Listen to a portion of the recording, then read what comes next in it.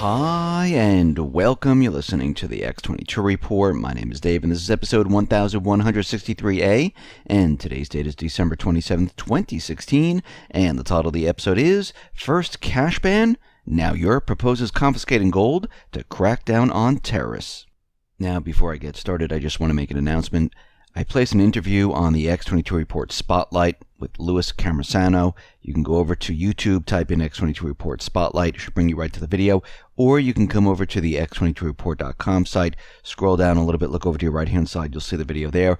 Or you can go to newsentinel.com. Same thing, scroll down a little bit, look over to your right-hand side, and you can play the video there.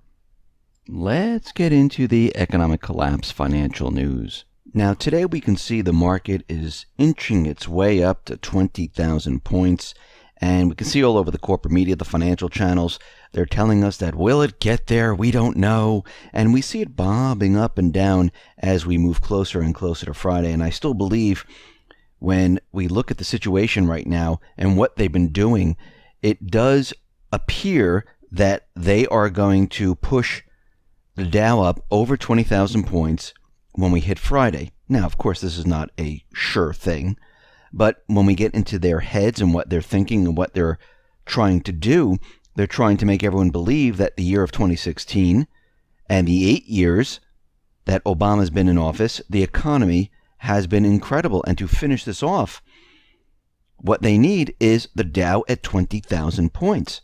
And we can see we're at like 1950, 19,540, I should say, 19,550, and it's bobbing up and down, and all we really need is 40 to 50 points, and that is very easy for the plunge protection team to do and the high-frequency traders to push this over the edge here. And I do still suspect that they will do this on Friday. We will see. Doesn't mean I'm right here, but it does seem that this is the direction we're going in. Now, we know that the UMIC, last time we reported, well, it hit all-time new highs. It surged. Everyone has hope. And now we see the conference board is doing the same exact thing, where it has surged in November from about 109 all the way up to about 113.7. And we can see this is all following the same path here, where everyone believes in the illusion that everything is great. Now remember, the conference board, they receive grants from the government. They're under the total control of the government, and they pretty much do whatever the government wants them to do, and whatever they want them to report, that's what they do. And we can see that they are now covering all bases. Stock market all-time new highs. Unemployment down to 4.6%. GDP revised to 3.5%. Real estate, they're trying to convince us that existing home sales, new home sales, with mortgage applications declining, mortgage rates increasing, well, they broke all records. And here we are with Case-Shiller now, talking about the National Home Price Index, saying that according to October's Case-Shiller data, that U.S. home prices have never been higher since July of 2006 peak. Now, again, we have to look at what's been going on here. And if we look at Case-Shiller home price year over year, we see that it really hasn't gone anywhere. It's been pretty much flatlined. And actually, the prices have come down. If you really look at this, since the height of the market back in 2006, we hit the height of the market in 2013, and it dropped in 2014, and we have been steadily on a level playing field, which means we're getting ready to drop once again. But of course, they need to play this all up, make it look like the economy is doing much, much better than it really is. And we could see why they're doing this. And one of the reasons is Obama wants to leave office with the economy looking like it has completely recovered. It has recovered completely, and it's even improved compared to 2008. And we know this is one gigantic illusion, because remember, when the market came down in 2008, the stock market was only at 14,000. Now, when he's leaving office, it will be at 20,000.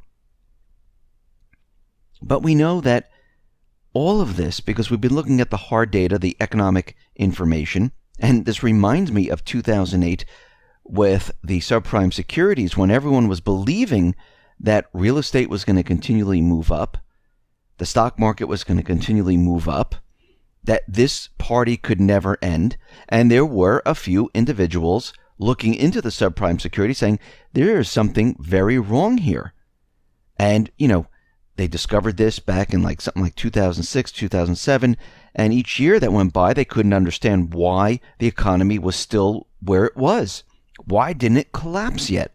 Well, this is what we're seeing right now, because when we have been looking at all the underlying data, we see that the economy is flashing collapse. We're in a recession right now. It is flashing collapse right in front of our eyes. We see out in Europe, well, the ECB is going to be lowering Deutsche Bank capital requirements, well, because they need to pay bonuses. So they're saying, okay, you know what? Don't put as much into capital requirements. Don't worry about that. We'll lower your level. This way you can hand out the bonuses. We see people are taking their funds out of the banks in Italy, Monte dei Paschi. Well, they have capital shortfalls right now, and it looks a lot worse than it did just a couple of days ago. They need to plug a capital shortfall of about 8.8 billion euros, 76% greater than the previous 5 billion euro gap estimated by the bank. And we see already that things are getting worse and worse as time goes on, and things are starting to break down. We see the U.S. Department of Energy, well, they're looking to sell off some of its strategic petroleum reserve as soon as January. And Congress has authorized the Department of Energy to sell about $375.4 million worth of oil in its recent budget resolution. And they're saying that the sale of the oil, well, that is going to help improve the storage facilities. And we see right now that these reserves, well, they're held in salt caverns in Louisiana and Texas. They were set up decades ago in the aftermath of the Arab oil embargo in 1973, which really means that's when the United States was pushing the petrodollar onto all these Middle Eastern states, and they were adjusting everything as we came off the gold standard. The SPR system can hold more than 700 million barrels of oil. This is the largest strategic stockpile in the world. And the question is it really to make improvements of the storage area, or does the U.S. government central bankers actually need the funds? Because as we can see with FACTA, GATCA, and what is happening here in the United States, they don't have enough revenue being brought into the government to pay for this debt. And if interest rates are moving up, this is going to be a huge problem. The Fed admits that the good old days, well, they're never coming back. Where we saw 5, 6, 7, 8% interest rates, right now they're saying, well, we're not seeing this. We're not going to be returning to normalcy anytime in the future. And we know that the Fed was never going to bring the interest rates up that high. They might go that high on their own as the Fed loses control, but we can see that the Fed raising the interest rates by 25 basis points, that was the signal that this economy is ready to be brought down, because they can't let the interest rates move up.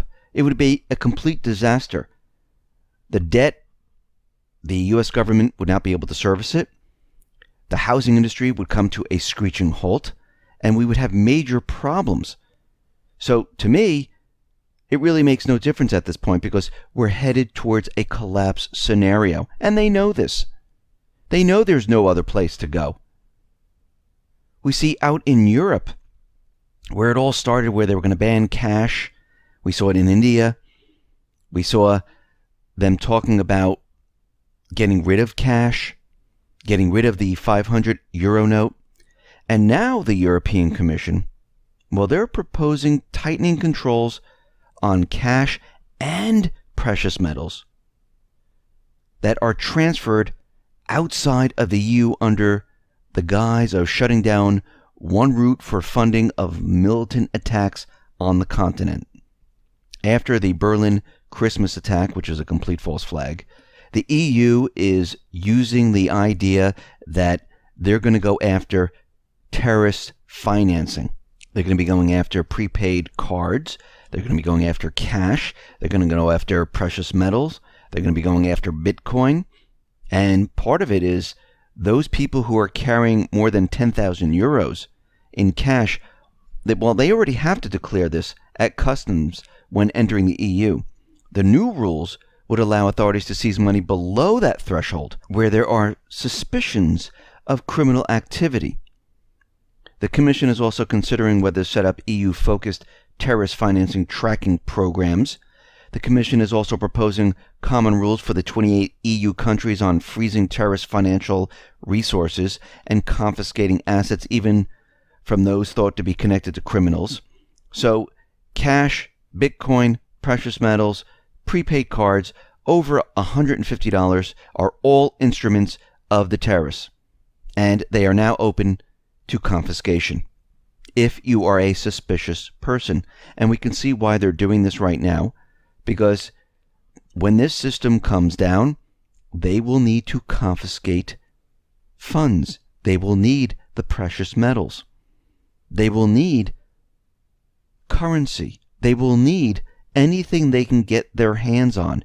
And they're setting it up, of course, to say that they're going after suspicious people. But pretty soon, everyone's going to be suspicious, because if you're carrying it, you're holding it, we're coming after it, we're taking it, the end. And we know back in 1930s, when the Great Depression hit, the government said, listen, give us your gold, we'll give you $20 for each ounce, and we'll give you paper for your precious metals. Now, they didn't confiscate it, but in a way they did, because as soon as they took it, the price of gold went up to $35 an ounce.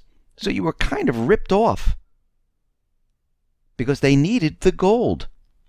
The same thing is going to happen during this major collapse. And this is why you need to be prepared. You need to make sure that your valuables are hidden. You don't keep them in safety deposit boxes or anything like that, because don't let anyone know where it is, and never admit that you actually have it. That's my personal opinion. Because when this collapse hits, the government, they will be looking for funds. Listen, everyone, thanks a lot for listening. Be well, be safe, and especially be prepared. Thanks a lot.